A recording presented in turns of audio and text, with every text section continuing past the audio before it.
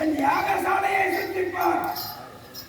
30 கோடி தேவர், 48,000 ரிஷித போதனர், கிண்ணர், கிம்புள்ளர், கணகாந்தர், ஆகாயவாசிகள் எல்லோரும் எனக்கு படை துணையாக யாகசாலையை சுற்றி அமர்ந்திருக்க அவர்களை மீறி நீ எப்படி நான்